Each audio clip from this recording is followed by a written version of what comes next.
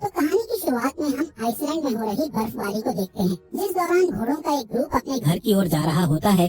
तभी अचानक कोई क्रीचर घोड़ों के पास आने लगता है, जिससे सभी घोड़े बहुत डर जाते हैं और वहाँ से भागने लगते हैं। इसके बाद वो क्रीचर भेड़ों के फार्म में आता है, जिसके आने से एक भेड़ अचानक से गहरी सांस लेकर बेहोश हो जाती है और क्रीचर वहाँ से चला जाता है। ये फार्म इंगवर और मारिया नाम के कपल का था, जो कि आइसलैंड के पहाड़ों में शांति से रह रहे थे। अब क्योंकि उनके बच्चे नहीं थे, इसलिए वो बहुत अकेला महसूस करते थे। खैर, दोनों अपना परिवार चलाने के लिए भेड़ों की देखभाल के साथ साथ सब्जियों की खेती करने का काम करते थे। दरअसल ये जगह शहर से काफी दूर थी, जिस वजह से कोई भी यहाँ नहीं आता था और दोनों फार्म में काम करके अपना समय बिताते थे। एक शाम मारिया और इंगवर अपनी प्रेग्नेंट भेड़ों की डिलीवरी में मदद करते हुए नजर आते हैं, जहाँ उन्हें पता चलता है कि बहुत सारी भेड़ों ने बच्चों को जन्म दिया है, जिससे मारिया बहुत खुश थी। लेकिन इंगवर को उनमें ज्यादा दिलचस्पी नहीं थी, क्योंकि इतनी सारी भेड़ों को पालने के लिए बहुत ज्यादा खर्चा होता था। एक दिन जब दोनों काम करके आपस में बातें कर रहे थे, तब मारिया इंगवर को अपने ट्रैक्टर में होने वाली प्रॉब्लम्स के बारे में बताती है, जिस पर वो कहता है कि उन्हें अगले सीजन से पहले ट्रैक्टर को ठीक करवाना होगा। इसी दौरान भेड़ों की शेड में उनका डॉग भौंकने लगता है, इसलिए उसे देखने के लिए दोनों शेड में आ जाते हैं। यहाँ वो देखते हैं कि डॉग एक प्रेग्नेंट भेड़ को देखकर भौंक रहा था, क्योंकि उस भेड़ का डिलीवरी का समय हो गया था। खैर, मारिया और इंगवर मिलकर उस भेड़ की डिलीवरी में हेल्प करते हैं, लेकिन जब वो उस भेड़ के बच्चे को देखते हैं तो बुरी तरह शॉक हो जाते हैं। दरअसल उस भेड़ ने एक हाइब्रिड बच्चे को जन्म दिया था, जिसमें उसका सिर भेड़ का था और शरीर इंसानों वाला था। यहाँ मारिया उस बच्चे को अपने साथ घर में ले जाती है और फिर दोनों मिलकर उसकी देखभाल करने लगते हैं। अब क्योंकि उनका कोई बच्चा नहीं था,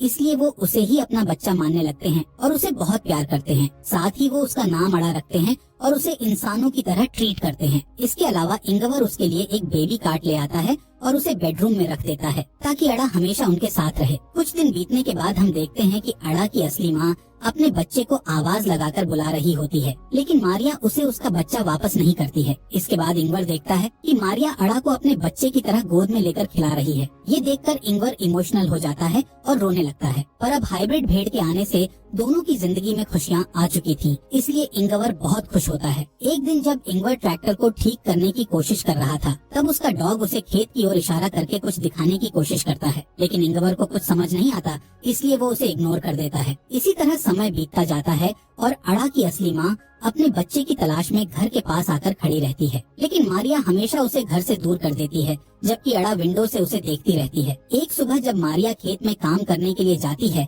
तब वो इंगवर से अड़ा की देखभाल करने का कहती है, पर इंगवर काम करने के लिए शेड में चला जाता है और गलती से घर के गेट को खुला छोड़ देता है। जब मारिया घर पर वापस आती है तो वो इंगवर से अड़ा के बारे में पूछती है, जिस पर इंगवर बताता है कि बाहर जाने से पहले मैंने उसे बेडरूम में सुला दिया था। इसलिए वो अड़ा को देखने बेडरूम में जाती है, लेकिन अड़ा बेडरूम में नहीं होती है, जिससे मारिया और इंगवर बहुत डर जाते हैं और घर के चारों तरफ उसे ढूंढने लगते हैं। यहाँ मारिया बहुत ही टेंशन में आ जाती है। तब इंगवर उसे शांत करता है और कहता है कि वो अड़ा को जल्द ही ढूंढ लेंगे। अब वो दोनों अड़ा को अपने पूरे एरिया में खोजने लगते हैं, लेकिन उन्हें कहीं पर भी वो दिखाई नहीं देती है। इसलिए थक हार कर दोनों घर की ओर जाने लगते हैं। तब उन्हें भेड़ की आवाज सुनाई देती है। मारिया उस आवाज का पीछा करती है और देखती है कि अड़ा की असली माँ अड़ा को अपने साथ बाहर लेकर आई थी। मारिया तुरंत उस भेड़ से अड़ा को छीन लेती है और उसे ठंड से बचाने के लिए कपड़े से ढकने लगती है, जिसके बाद वो घर जाने लगते हैं, जिस दौरान अड़ा की माँ उनके पीछे आने लगती है, जिससे मारिया उस पर गुस्सा होती है और उसे यहाँ से दूर जाने का कहती है। घर में आने के बाद वो अड़ा को सुला देते हैं और राहत की सांस लेते हैं। कुछ महीनों बाद अड़ा बड़ी हो जाती है और अब वो इस परिवार का हिस्सा बन चुकी थी। खासकर अड़ा का रिश्ता मारिया के साथ बहुत अच्छा हो गया था और वो दोनों एक दूसरे के बिना नहीं रह सकती थी। एक रात मारिया को भेड़ों के बारे में डरावना सपना आता है, जिसे देखकर वो जाग जाती है और सोचने लगती है कि शायद अड़ा की माँ उसे अड़ा से दूर ले जाएगी। इसलिए मारिया अड़ा को बचाने के लिए एक प्लान बनाती है, जिसमें वो इंगवार और अड़ा को सोता हुआ छोड़ घर के बाहर आ जाती है और अड़ा की माँ को शूट करके मार डालती है, जिसके बाद वो उस भेड़ को वहीं पर दफना देती है। तभी इंगवार का भाई पीटर मारिया को ऐसा करते हुए देख लेता है। असल में पीटर शहर में रहा करता था और छोटे मोटे क्राइम करके पैसा कमाता था, लेकिन कुछ कारणों से उसके साथी उसे इंगवार के यहाँ छोड़कर चले गए थे। खैर, पीटर भेड़ों की शेड में जाकर सो जाता है। जब उसकी आंख खुलती है तो उसे अड़ा दिखाई देती है, लेकिन जल्द ही अड़ा वहाँ से गायब हो जाती है, जिससे पीटर को लगता है कि शायद उसने कोई सपना देखा था। सुबह होने पर पीटर इंगवार से मिलता है, जिसे देखकर इंगवार बहुत खुश होता है क्योंकि पीटर काफी समय के बाद यहाँ आया था। इसके बाद इंगवार उसे घर के अंदर लाता है और मारिया से नाश्ता बनाने का कहता है। जब वो लोग नाश्ता करने के लिए बैठते हैं तब वहाँ अड़ा भी आ जाती है। यहाँ मारिया अड़ा को पीटर से मिलाती है, लेकिन पीटर अड़ा को देखकर थोड़ा परेशान हो जाता है और किसी से कुछ भी नहीं कहता है। कुछ समय बाद अड़ा और मारिया एक साथ समय बिताते हुए नहा रही होती हैं। इस दौरान इंगवार और पीटर घर को पेंट कर रहे होते हैं। तभी पीटर घर के अंदर जाता है और मारिया को अड़ा के साथ नहाते हुए देखता है। जब इंगवार घर में आता है तब पीटर उससे पूछता है कि आखिर यहाँ क्या चल रहा है, जिस पर इंगवार उससे सिर्फ इतना कहता है कि उनका परिवार बहुत खुश है। रात में मारिया अड़ा को पीटर के पास लाती है और अड़ा को अपने अंकल पीटर से गुड नाइट कहने का बोलती है। तब पीटर एक बार फिर इंगवार से अड़ा के बारे में बात करने की कोशिश करता है, जिस पर इंगवार कहता है कि वो इस बारे में बात करना नहीं चाहता है। साथ ही वो पीटर से कहता है कि तुम यहाँ जब तक चाहो तब तक रह सकते हो, लेकिन तुम हमारे पर्सनल लाइफ में कोई भी इंटरफियर नहीं करोगे। यहाँ मारिया इंगवार से पूछती है कि आखिर पीटर यहाँ कितने दिनों तक रुकने वाला है। असल में पीटर मारिया के साथ फ्लर्ट करता था और उसे हमेशा गंदी नजरों से देखा करता था, इसलिए वो चाहती थी कि पीटर जल्द से जल्द यहाँ से चला जाए। खैर इंगवार उससे कहता है कि पीटर यहाँ कुछ समय तक रहेगा, क्योंकि वो अक्सर उन लोगों से बचने के लिए यहाँ आता है जिनको उसे पैसे चुकाने होते हैं। अगली सुबह तीनों मिलकर खेत में आलू लगा रहे होते हैं और उनका डॉग अड़ा की देखभाल कर रहा होता है, लेकिन आड़ा उस डॉग को डरा देती है। दूसरी तरफ तीनों एक ब्रेक लेते हैं, जिस दौरान पीटर मारिया से फ्लर्ट करने लगता है, लेकिन मारिया उसे दूर कर देती है। तब पीटर उससे कहता है कि तुम जिसे इंसान समझकर अपने घर में रखे हुए हो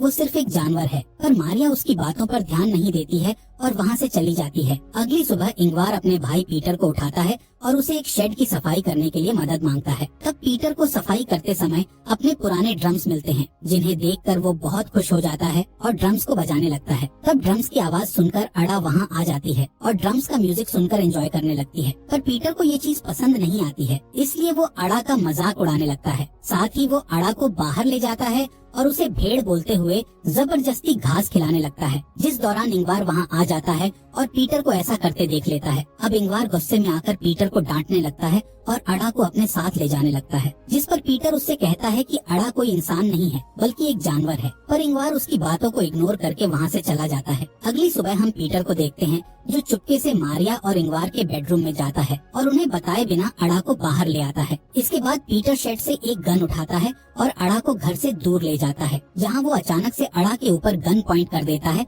और उसे शूट करने का सोचता है, लेकिन अड़ा के मासूम चेहरे को देखकर उसका मन बदल जाता है। दूसरी तरफ मारिया उठ जाती है और देखती है कि अड़ा रूम में नहीं है, जिससे वो टेंशन में आ जाती है और घर के आसपास उसे ढूंढने लगती है। तभी वो देखती है कि अड़ा पीटर के रूम में है, जहाँ पीटर उसे अपनी गोद में रखकर सो रहा होता है। इससे मारिया को लगता है कि पीटर ने अड़ा को एक्सेप्ट कर लिया है। खैर इसके बाद हम मारिया को शमशान में देखते हैं, जहाँ वो एक कब्र के सामने बैठकर प्रे कर रही होती है। यहाँ हमें पता चलता है कि मारिया और इंगवार की एक बेटी थी जिसका नाम अड़ा था, लेकिन किसी कारण से उनकी बेटी की मौत हो गई थी, जिससे वो दोनों काफी अकेले हो गए थे। यही वजह थी कि उन्होंने उस हाइब्रिड भेड़ के बच्चे का नाम अड़ा रखा था और वो उसे अपनी बेटी के रूप में देखने लगे थे। यहाँ इंगवार अड़ा को कहानियाँ सुनाता है, जिस दौरान उसे अपनी मरी हुई बेटी की याद आती है, जिससे वो बहुत इमोशनल हो जाता है। तब मारिया उसके पास आती है और उसे शांत करने लगती है। असल में ये दोनों अपनी बेटी की मौत का जिम्मेदार खुद को मानते थे, जिससे दोनों के बीच में काफी दूरियां भी हो गई थी। लेकिन जब से उन्हें अड़ा मिली थी